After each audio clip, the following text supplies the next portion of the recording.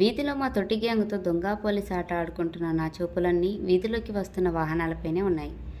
నా ఎదురు చూపులు ఫలించి వీధి మలుపు తిరిగి బజాజ్ స్కూటర్ మీద టీవీగా వస్తున్న మా నాన్న కనిపించారు. అంతే, మీరు ఆడుకుంటుండండ్రోయ్, నేనే 10 నిమిషంలో వస్తాను అంటూ అందరికీ వినిపించేలా ఓ పెద్ద కేక వేసి ఒక ఉదుటున మా ఇంటికేసి పరుగులు తీశాను. స్కూటర్ అలా ఆగిందో లేదో ఇలా డిక్కీ తెరిచి వెతికేసి నాకు కావాల్సింది దొరకబుచ్చుకొని ఇంట్లోకి దౌడు తీశాను. స్కూటర్ ఆగిన శబ్దానికి బయటికి వచ్చిన మా అమ్మ పాలకోవా డబ్బాతో ఇంట్లోకి పరిగెడుతున్న నన్ను చూసి, చిన్ని, నీకు కావాల్సింది ఒక్కటి ఇంట్లోకి తీసుకెళ్తే సరిపోయిందా? ఈ డిక్కీలోని మిగతా సరుకులు ఇంట్లోకి తీసుకురావడానికి ఓ చెయ్యి వేయొద్దు రాయిలాగా అంటూ ఓ అరుపు అరిచింది. నాన్న నాకేసి తిరిగి, అయితే మీరు బజారు వెళ్ళేటప్పుడు మీ చెవిలో గుసగుసలాడుతూ అది చెప్పినది ఇదన్నమాట. ఇలా అడిగినవి అడిగినట్టు కొనిస్తూ పోతే ఎంత సంపాదన అయినా ఏమీ సరిపోతుంది చెప్పండి అంటూ నాన్న మీద విసుక్కుంటూ నెమ్మదిగా సరుకులు ఇంట్లోకి చేరవేయడం మొదలుపెట్టింది. అందరిలా పిల్లల్ని షికార్లు తిప్పి హోటల్లో తినిపించే స్తోమత ఎలాగూ లేదు నాకు. నా అదృష్టం కొద్దీ నువ్వు పిల్లలు కూడా నా చాలని గుమస్తా జీతంతో తీర్చగలిగే కోరికలే తప్ప అంతకు మించినవేవి కోరరు. అడపాదడపా అవి కూడా తీర్చకపోతే ఎలా చెప్పు? మిగతా సామాన్లు ఇంట్లోకి తీసుకొస్తూ తేల్చేశారు నాన్న. బానే ఉందండి మీరు చెప్పేది, అయినా ఇప్పుడు మాకు వచ్చిన లోటేంటని ముద్దుల కూతుని ఒక్క మాట అననీయరు కదా అంటూ వంటిట్లోకి నడిచింది అమ్మ. నా మటుకు నేను అటో చెవి వేసి అన్నీ ఆలకిస్తూనే ఓ 3-4 పాలకోవాలు లాగించేసి డబ్బా వంటింటి గట్టు మీద పడేసి మళ్ళీ ఆటలకు తుర్రుమన్నాను. ఆ రోజు స్కూల్లో లెక్కల మార్కులు ఇచ్చారు. నా లెక్కల ట్యూషన్ మాస్టర్ మా నాన్నే. ఆయన ఇచ్చిన టార్గెట్కి కొంత తగ్గాయి మార్కులు తగ్గాయి అన్న బాధ కన్నా నాన్న ఏమంటారో అనే భయం పట్టుకుంది నాకు. అనుకున్నట్టే నాన్న గట్టిగానే కోపడ్డారు. ఎంతసేపు ఆటలు అల్లరి తప్పితే చదువు మీద ధ్యాస ఏది? పరీక్ష అంటే భయము భక్తి ఏడ్చిందా అసలు? ఆన్సర్ పేపర్ చూసుకో, ఎన్ని సిల్లీ మిస్టేక్ చేశావో. చదువు మీద శ్రద్ధ లేకుండా ఏదో నా కోసం చదివితే ఇదిగో మార్కులు ఇలాగే ఏడుస్తాయి అంటూ ఓ కసురు కసిరారు. ఈసారి తప్పకుండా అంటూ నేను ఏదో సన్నగా సనిగే లోపలే నాన్న నాకేసి తిరిగి సీరియస్గా చూసి అక్కడ నుండి వాకౌట్ చేసేశారు. అంతే, కడుపులోంచి దుఃఖం తన్నుకుంటూ వచ్చింది నాకు. ఇదేం విడ్డూరమే, ఆయన అన్న చిన్న మాటకి ఇవేం శోకాలు, ఇదేం వరస, లే ఊరుకో ఇంకా అంటూ గదిలోకి వచ్చింది అమ్మ. అయినా నాకు తెలియక అడుగుతాను, నేను నెత్తి మీద ఓ 2 ఇచ్చినా దులిపేసుకు వెళ్ళిపోతావు. ఆయన ఒక్క మాట అంటే మాత్రం రోజుల తరబడి శోకాలెడతావెందుకే? ఇంత అఘాయిత్యపు పిల్లవేమే అని అమ్మ అంటుండగానే, ఆయన చెప్పిన దానికి కొన్ని మార్కులే కదా తగ్గాయి, మళ్ళీ ఈసారి తప్పకుండా ఆయన చెప్పినన్ని మార్కులు తెచ్చుకుంటానని చెబుతుంటే వినిపించుకోకుండా కోపడ్డారు అమ్మ అని ఉక్రోషంతో వెక్కిళ్ళు పెట్టాను. అలాగే తెచ్చుకుందువు గానీలే, నేను చెబుతాను ఆయనతో, ఇంకా భోజనానికి నడు అంటూ బలవంతంగా అన్నానికి లాక్కెళ్ళింది అమ్మ. అది 1987 ఏప్రిల్ నెల. బడికి వేసవి సెలవులు ఇచ్చారు. బామ్మగారి ఊరు వచ్చాం. మమ్మల్ని ఊరిలో దింపి వెళ్ళటానికి నాన్న కూడా వచ్చారు మాతో. ఆఫీసులో ఓవర్ టైం అని ఏవో పార్ట్ టైం ఉద్యోగాలని ఎప్పుడో మేము నిద్రపోయే టైంకి కానీ ఇల్లు చేరని నాన్న మాకు దొరకడమే కష్టం. అటువంటిది మాతో పాటు సెలవులకి ఊరు వచ్చి మా అందరితో ఆయన ఎంత సమయం గడపడం మహాదానందంగా ఉంది మాకు. పెందరాడే భోజనాలు ముగించుకొని అందరం ఆరు బయట పక్కలో వేసుకొని పడుకున్నాం. నాన్న నిద్ర రావడం లేదు. రేపు మమ్మల్ని నీ చిన్నప్పటి స్కూల్కి తీసుకెళ్ళి చూపిస్తానన్నావు కదా, ఆ కబుర్లు చెప్పు అంటూ అడుగుతున్న పిల్లల్ని చూసి, సరే వినండి అంటూ మొదలెట్టారు నాన్న. ఈ ఊరు చాలా చిన్న ఊరు కదా. అప్పట్లో ఇక్కడ 5వ తరగతి వరకే ఉండేది బడి. ఆపై చదువులు చదవాలంటే పక్క ఊరికి వెళ్ళాలి. అక్కడ కూడా 8వ తరగతి వరకే ఉండేవి క్లాసులు. ఆ పైన చదవాలంటే టౌన్కి వెళ్ళాల్సిందే. మేము 5వ తరగతి వరకు ఎలాగో కానిచ్చేశాం. కానీ 6వ తరగతి వచ్చేసరికి వచ్చింది చిక్కు. పక్క ఊర్లో బడికి వెళ్ళాలంటే పడవలో కాలువ దాటి అవతలి ఒడ్డుకి వెళ్ళాలి. నా చిన్నప్పుడే మీ తాతగారు అంటే మా నాన్నగారు పోవడంతో మా చేతిలో అస్సలు డబ్బులు ఉండేవి కాదు. పడవవాడికి ఇవ్వడానికి డబ్బులు లేక బట్టలు పుస్తకాలు నెత్తి మీద పెట్టుకొని నడుంలోతు నీళ్ళలో నడుస్తూ అవతలి ఒడ్డుకి చేరి బట్టలు వేసుకొని స్కూల్కి వెళ్ళేవాళ్ళం అంటూ చెబుతున్న నాన్నని ఆపి, మరి మీ షూస్ జారి నీళ్ళలో పడిపోతేనో అంటూ నేను వేసిన ప్రశ్నకి చిన్నగా నవ్వి, ఆ రోజుల్లో మీలా మాకేమీ స్కూలు యూనిఫామ్లు షూస్లు లేవు. 10వ తరగతి వచ్చాక మాకు అసలు వేసుకోవడానికి చెప్పులు కూడా లేవు తెలిసిందా. ఉత్త కాళ్ళతోనే నడవడం. అప్పట్లో మా ఊర్లో కరెంటు కూడా లేదు. ఇంట్లో ఉన్న ఒకటో రెండో లాంతర్లతో అంతమంది పిల్లల్ని ఎలా చదువుకోవడం? అయితే మా పక్కింటి వాళ్ళకి ఒక చిన్న కిరాణా కొట్టు ఉండేది. ఆ కొట్లో అసిస్టెంట్గా కూర్చుంటే కొట్లోని దీపం కింద చదువుకొనిచ్చేవారు.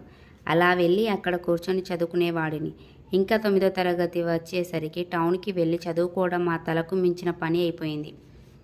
చదువు అంటే ఎంతో ఇష్టం, బాగా చదువుకోవాలని ఆశ. కానీ ఎలా? మా స్కూల్ సీనియర్లు కొంతమంది టౌన్లో గది అద్దెకు తీసుకొని అక్కడ నుండి చదువుకుంటున్నారని తెలిసి వాళ్ళని అడిగితే ఎంతో మంచి మనసుతో వాళ్ళ రూమ్లో నన్ను చేర్చుకోవడానికి ఒప్పుకున్నారు. అలా ఉండడానికి ఇల్లు దొరికింది. బాగా చదువుకొని స్కాలర్షిప్లు రావడంతో ఫీజుల భారం కొంత తగ్గింది. అంతకుముందు షాప్లో పనిచేసిన అనుభవంతో ఓ 2 షాపులో లెక్కలు రాసే పార్ట్ టైం పని దొరికింది. దగ్గరలో ఉండే ఓ టైలర్ దగ్గర బట్టలను అవి కుట్టే పని కూడా దొరికింది. అలా వచ్చిన డబ్బుతో నా వంతు రూమ్ రెంట్ కట్టి నోట్ బుక్స్ అవి కొనుక్కునేవాడిని. క్లాస్మేట్స్ కొందరు తమ నోట్స్ బుక్స్ ఇచ్చి సాయం చేసేవారు. అలా ఎలాగో బడి లాగించేసి స్కూల్ ఫైనల్ పాస్ అయ్యాను. ఇంకా చదువుకోవాలని ఉన్న స్తోమత లేక అక్కడితో ఫుల్ స్టాప్ పెట్టి ఉద్యోగంలో చేరిపోయాను. అదర్రా పిల్లలు, నా స్కూల్ చదువు కథ బాగా పొదుపోయింది, పడుకోండి ఇక అంటూ ముగించారు నాన్న. అంతా విని సాలోచనగా నాన్నని చూస్తూ, నాన్న నీది హ్యాపీ స్టోరీనా లేకపోతే సాడ్ స్టోరీనా? What is the moral of the story అంటూ మరో ప్రశ్న పొడిచాను. నాకు వచ్చిన ధర్మ సందేశానికి నవ్వుతూ, నాది ఖచ్చితంగా హ్యాపీ స్టోరీనే. ఎంతోమంది మంచివాళ్ళు ఇచ్చిన సపోర్ట్తో నేను స్కూల్ ఫైనల్ దాకా చదువుకున్నాను. ఉద్యోగం చేసుకొని నా ఫ్యామిలీని పోషించుకుంటున్నాను. వాళ్ళే లేకపోతే నేను ఈరోజు ఎలా ఉండేవాడినో కదా. మీరు కూడా కష్టపడి బాగా చదువుకోవాలి. మంచి ఉద్యోగం తెచ్చుకొని చదువుకోవడానికి డబ్బులు లేని వాళ్ళకి ఎంతో కొంత సాయం చేయాలి. పేదరికం వల్ల ఏ విద్యార్థి చదువు ఆగిపోకూడదు అని అన్ని దానాల్లోకి విద్యాదానం గొప్పదానం అంటూ మా అందరికీ గుడ్ నైట్ చెప్పి వెళ్ళి పడుకున్నారు నాన్న. ఓహో, అందుకేనేమో చదువుకోనో ఉద్యోగానికో వేరే ఊరు నుంచి వచ్చి మా ఇంట్లో ఎప్పుడు ఎవరో ఒకరు ఉంటూనే ఉంటారు. నేను కూడా పెద్ద అయ్యాక నాన్నలా అందరికీ సాయం చేయాలి అని ఆలోచిస్తూ మెల్లగా నిద్రలోకి జారుకున్నాను. వేసవి సెలవులు ఇంకో వారంలో అయిపోతాయనగా తిరిగి మా ఊరు వచ్చేసాం. ఆ రోజు ఆదివారం. ఉదయం టిఫిన్లు అయ్యాక పోయిన ఏడాదివి మా నోట్బుక్స్ ముందుకేసుకొని కూర్చున్నారు నాన్న. మా పాత పుస్తకాల్లో నుంచి ఏమీ రాయని ఖాళీ కాగితాలను నీటిగా చింపి వాటితో కొత్త పుస్తకాలు కుడుతున్నారు. వచ్చే ఏటికి అవే మాకు రఫ్ నోట్బుక్స్. దబ్బనం నొక్కి దారం ఎక్కిస్తూ అమ్మడు నేను వేణుగోపాలరావు గారితో మాట్లాడాను. వెళ్ళి వాళ్ళ అమ్మాయి మాదిరి దగ్గర నుండి నెక్స్ట్ ఇయర్ బుక్స్ తెచ్చుకో, ఇదే చేతో వాటికి అట్టలు వేసేస్తాను అంటుంటే, ఈ ఏడు కూడా మళ్ళీ పాత బుక్సేనా, కొత్తవి కొను నాన్న అని మారం చేశాను. అదిగో ఆ పేచీలే వద్దనేది. అన్నయ్య చెల్లాయి పాత బుక్స్ వద్దని నీలాగా పేచీలు పెట్టారా అంటూ అమ్మ ఇంకా ఏదో అనేలోపే నాన్న కలగజేసుకొని కొత్త అట్టలు వేసి, ఎంచక్కా నీకు ఇష్టమైన లేబుల్స్ వేస్తానురా, అప్పుడు చూడు నీ బుక్స్ కొత్త వాటి కంటే బాగుంటాయి అంటూ ఇట్టే మరిపించడంతో సరేనని తలుపు నెక్స్ట్ ఇయర్ బుక్స్ తెచ్చుకోవడానికి మాధవి వాళ్ళ ఇంటికి తుర్రుమన్నాను. కోచింగ్ క్లాస్ నుంచి ఇంట్లోకి అడుగు పెడుతున్న నాకు నాన్న పెదనాన్నగార్ల సంభాషణ చెవిన పడింది. ఆడపిల్లలకి అంత పెద్ద చదువు ఎందుకురా, వాళ్ళకన్నా ఎక్కువ చదివిన వాళ్ళని తీసుకురావడం కష్టం అయిపోతుంది. ఆ తర్వాత ఊళ్ళో ఉన్న కాలేజీలో డిగ్రీ చేయించి పెళ్లి చేసేస్తే నీ బాధ్యత తీరిపోతుంది కదా. నాన్నకు నచ్చజెబుతున్న పెదనాన్నగారు, ఆ రోజుల్లో మనం ఉన్న ఊళ్ళో బలు లేక ఆ ఊరు ఈ ఊరు తిరిగి ఆ పంచాన ఈ పంచాన చేరి నానా కష్టాలు పడి చదువుకున్నాం. అంతో ఇంతో వృద్ధిలోకి వచ్చాం. కానీ ఈ తరం పిల్లలు పోటీని ఎదుర్కొని మంచి ఉద్యోగాలు తెచ్చుకోవాలంటే మంచి కాలేజీలో పెద్ద చదువులు తప్పనిసరి. మన వందన చాలా తెలివైంది. ఇంటర్మీడియట్లో మంచి మార్కులు, స్కాలర్షిప్లు తెచ్చుకుంది. దానికి ఇంజనీరింగ్లో సీటు ఎక్కడ వస్తే అక్కడికి పంపి చదివిస్తాను. నేను నా పిల్లలకి ఇవ్వగలిగే ఆస్తి చదివే అన్నయ్య. వాళ్ళు ఎంత చదువుకుంటే అంత చదివిస్తాను అంటున్నారు నెమ్మదిగా నాన్న. సర్లేరా, నీ ఇష్ట ప్రకారమే కానీయు. చదువు అంటే నీకున్న ఇష్టమే నీ పిల్లలకు వచ్చింది. అందరికీ చక్కగా చదువు అబ్బి వృద్ధిలోకి వస్తున్నారు. డబ్బేమైనా అవసరమైతే చెప్పు, మొహమాట పడకు అంటున్న పెదనాన్నగారిని ఆపి, లేదన్నయ్య, పిల్లల చదువులకని వేరు చిట్టీలు కట్టాను, ఆ డబ్బులే ఉన్నాయి. అవి కాక పండుగ బోనస్లు అవి వచ్చినప్పుడు వాళ్ళ పేర తీసుకున్న బాండ్లు ఉన్నాయి. ఇంకొంత రొక్కం చేబదులు చేసుకుంటే సర్దుబాటు అయిపోతుంది అంటున్నారు నాన్న. నాకు స్కూల్ యూనిఫామ్లు, ఫీజులు, పుస్తకాలు, కోచింగ్లు, శుభ్రమైన తిండి, బట్ట ఇలా సమస్తం ఏ లోటు లేకుండా యథావిధిగా జరిగిపోతున్నాయి. కేవలం ఓ 2 జతల బట్టలతో నాన్న, మెల్లో పుస్తల తాడు తప్ప మరే ఇతర వస్తువులు లేకుండా అమ్మ. ఎందుకు అలా ఉండిపోయారో, తమకంటూ ఏమీ మిగుల్చుకోకుండా కేవలం మా బాబు కోసమే ఎలా బతికారో అప్పుడప్పుడే బాధ్యత తెలిసి వస్తున్న నాకు అర్థమయ్యి కళ్ళు చెమర్చాయి. ఏమిస్తే వాళ్ళ రుణం తీరేను? బాగా చదివి వాళ్ళ కలలు నిజం చేయాలి అనుకుంటూ ఇంట్లోకి నడిచాను. ఇంజనీరింగ్లో ఉండగా ఓసారి సంక్రాంతి సెలవుల్లో ఇంటికి వచ్చాను. వాకిట్లో ముగ్గులు వేసి ఇంట్లోకి వస్తున్న నాకు తాతగారు నాన్నతో అంటున్న మాటలు చెవిన పడ్డాయి. వారి మాటల్లో నా ప్రస్తావన రావడం గమనించి చెవులు రిక్కించాను. బాగా ఎరిగిన సంబంధం ఏదో మరోసారి ఆలోచించుకోండి అల్లుడు గారు. అబ్బాయిది పర్మనెంట్ ఉద్యోగం, పెద్ద పదవి, సంపాదన, మంచి స్థితిమంతులు. కాకపోతే అబ్బాయి వంట చేసుకోలేక ఇబ్బంది పడుతున్నాడని వెంటనే పెళ్లి చేయాలని అడుగుతున్నారు వాళ్ళు అంటున్న తాతగారి మాటలు విని గుండెలో రాయిపడింది నాకు. అప్పుడు నాన్న, అక్కడే కదా మామయ్య గారు వచ్చిన చిక్కంతా. వందన చదువు ఇంకా పూర్తి అవ్వలేదు. దాని చదువు మధ్యలో ఆపడం నాకు ఇష్టం లేదు. చదువు పూర్తి చేసుకొని ఉద్యోగంలో చేరి దాని కాళ్ళ మీద అది నిలబడ్డాకే పెళ్లి చేద్దామని నా ఉద్దేశం. అయిన వాళ్ళే కదా, అర్థం చేసుకొని ఓ 2-3 ఏళ్ళు ఆగుతామంటే అప్పుడు మనం మాట్లాడుకోవచ్చు అన్నారు నిక్కచ్చిగా. నేను ఆ విషయం కదిపి చూశాను. అల్లుడు గారు వందనను మొన్న ఏదో పెళ్లిలో చూసి ఇష్టపడ్డారంట. అమ్మాయి డిగ్రీ పూర్తి చేయకపోయినా పర్వాలేదు, మాకు ఉద్యోగం చేసే కోడలు అక్కర్లేదు. ఇంటి పట్టున ఉండి ఇంటి పనులు అవి చూసుకుంటే చాలు. 2-3 నెలలకు మించి ఆగడం కుదరదు అన్నారు వివరించారు తాతగారు.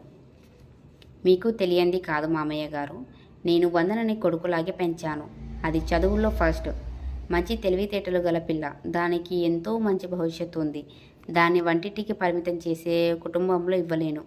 మీరు అన్యదా భావించవద్దు. ఏదో రకంగా సర్ది చెప్పి ఈ సంబంధం తప్పించేయండి అని మెత్తగానే తేల్చేశారు నాన్న. అండగా నువ్వు ఉండగా నాకు భయమెందుకు నాన్న దండగా అంటూ ఎప్పుడూ నాన్నతో నేను కొట్టే సరదా డైలాగుని మననం చేసుకొని గట్టిగా ఊపిరి పీల్చుకున్నాను.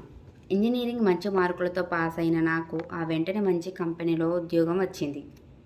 నెలకు 5 అంకెల జీతంతో నాకు వచ్చిన ఆఫర్ లెటర్ చూసి మురిసిపోయారు నాన్న. హైదరాబాద్ మకం మార్చవలసి వస్తోంది. కొత్త ఊరు, ఆడపిల్ల ఒక్కతే ఎలా ఉంటుందో ఏమో అని దిగాల పడింది అమ్మ. అలా ఉద్యోగరీత్యా హైదరాబాద్లో ఓ రూములో మకం పెట్టిన నన్ను అట్టే ఆలస్యం చేయకుండా మంచి సంబంధం ఒకటి చూసి ఓ ఇంటి దాన్ని చేశారు అమ్మా నాన్న. ఆఫీసు నుండి ఉసురుమంటూ ఇల్లు చేరేసరికి 7 దాటిపోయింది. నా కోసం ఎదురు చూస్తున్న నా చిట్టి తల్లి గబగబా పాక్కుంటూ వచ్చి నా చంకెక్కేసి ఆపై వదల్లేదు నన్ను. దాన్ని చంకనేసుకొని ఆ పని ఈ పని తెముల్చుకొని కాస్త అలా కూర్చున్నానో లేదో నాన్న దగ్గర నుండి ఫోను. ఏరా ఈ మధ్య ఫోన్లు లేవు, అంతా కులాసయ్యేనా చంటిది, అల్లుడు గారు బాగున్నారా అంటూ చల్లని పలకరింపు. ఆఫీసులో పని చాలా ఎక్కువైంది నాన్న. ఇంట్లో చంటి పిల్ల ఎదురు చూస్తుందని తెలిసి కూడా ఆఖరి నిమిషంలో ఆ పని ఈ పని అని లేట్ చేసేస్తారు నాన్న. మా బాసు పరమ చాదస్తుడు, చాడిస్టు. విసుగొచ్చేస్తుంది, జాబు మారిపోదామని చూస్తున్నాను అన్నాను ఉయ్యాలలో పిల్లని ఊపి నిద్రపుచ్చుతూ. వందన, బాసు కష్టాలు లేనిదెవరికి? ఆ రోజుల్లో మావి ఏవో వానాకాలం చదువులు, అరకొర జీతాలతో దొరక్క అబ్బరంగా దొరికే చిరు ఉద్యోగాలు. మీలా కాస్తకి కూస్తకి ఉద్యోగాలు మారే అవకాశం మాకు లేదు. కాబట్టి బాసు ఎలాంటి వాడైనా సర్దుకుపోయేవాళ్ళం. కొన్నాళ్ళకి పరిస్థితులు అవే చక్కబడేవి. అయినా అమ్మడు ఇలా చిన్న చితక కష్టాలకి భయపడి మంచి జీతం, ఎన్నో ఫెసిలిటీస్ ఉన్న మంచి కంపెనీలో ఉద్యోగం మానుకుంటావా చెప్పు? ఆ వెళ్ళే కొత్త జాబులో మాత్రం అన్నీ బాగుంటాయని గ్యారంటీ ఏంటి? అతిగా ఆలోచించి మనసు పాడు చేసుకోకు, ధైర్యంగా ఉండు, అన్నీ అవే సర్దుకుంటాయి అంటున్న నాన్న మాటలు వింటూ ఆలోచనలోకి జారుకున్నాను. నిజమే కదా, కొత్త చోట కూడా ఇలాంటి త్రాష్ట్రుడే తగిలితేనో భయపడి పారిపోతే ఎలా? నాన్న చెప్పినట్టు ఓర్పుతో పరిష్కరించుకోవడమే బెటర్ అనుకుంటూ ఫోన్ పెట్టేశాను. అన్నయ్యకి హైదరాబాద్ బదిలీ అవ్వడంతో ఈ మధ్య అమ్మ వాళ్ళు హైదరాబాద్కి మకం మార్చారు. ఆఫీసు నుండి అగామేఘల మీద అమ్మ వాళ్ళ ఇంటికి చేరాను. సోఫాలో కూర్చొని వార్తలు చూస్తున్న నాన్న పక్కన చేరి నా బ్యాగ్లో నుండి ప్రమోషన్ లెటర్ తీసి ఆయనకి చేతికిచ్చాను. ఆ లెటర్ తీసుకొని చదివిన నాన్న కళ్ళు మెరిశాయి. నా గొంతు విని లోపల నుంచి వచ్చిన అమ్మతో, చూడవే వందనకి ప్రమోషన్, మంచి ఇంక్రిమెంట్ వచ్చాయి.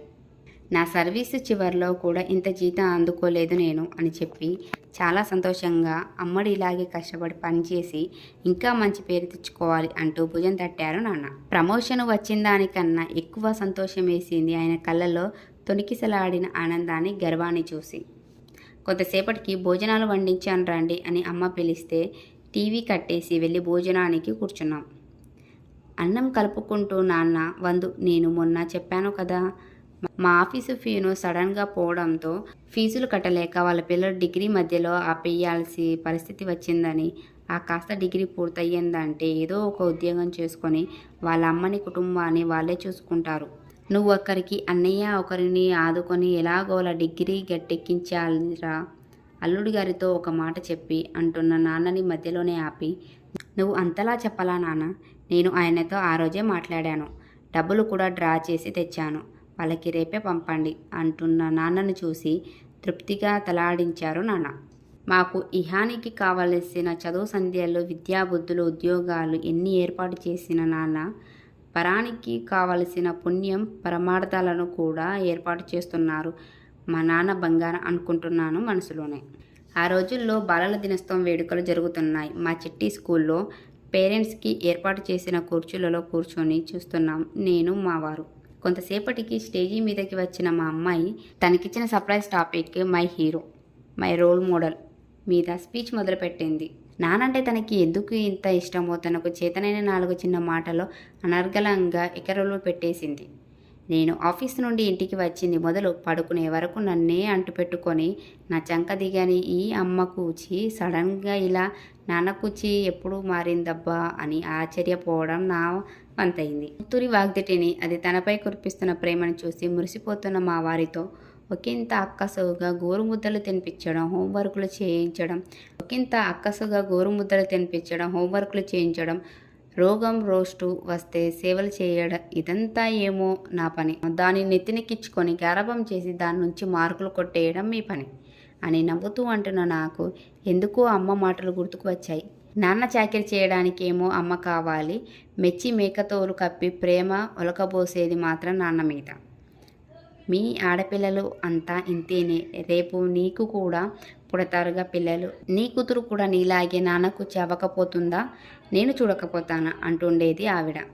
నిజమే కదా, అచ్చమైన నాన్న కూచిలా అయిన దానికి కాని దానికి అడ్డంగా నాన్నని వెనకేసుకొని ఎన్నిసార్లు అమ్మని దబాయించాను. అది సరదాకైనా సరే చేసిన పాపం ఊరికే పోతుందా అనుకుంటూ నవ్వుకుంటున్న నా దగ్గరికి ప్రోగ్రాం అవుతూనే పరిగెత్తుకు వచ్చిన మా అమ్మాయి ఎలా ఉంది అమ్మ నా స్పీచ్ అని అడిగింది. దాని బుగ్గలు పిండుతూ బాగుందే నాన్న కూచి అన్నాను.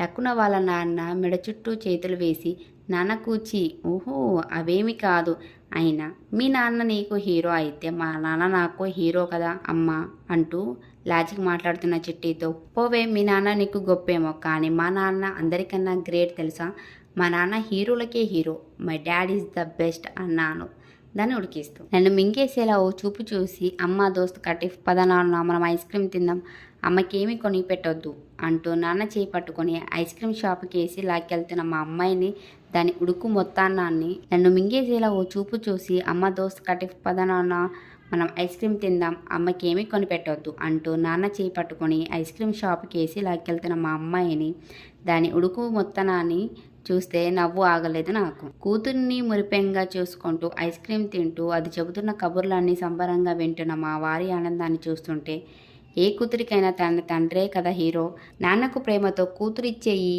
మా నాన్న గ్రేట్ అనే అవార్డుని మించి ఏ తండ్రి అయినా కోరేదేమీ ఉండదేమో అనిపించింది.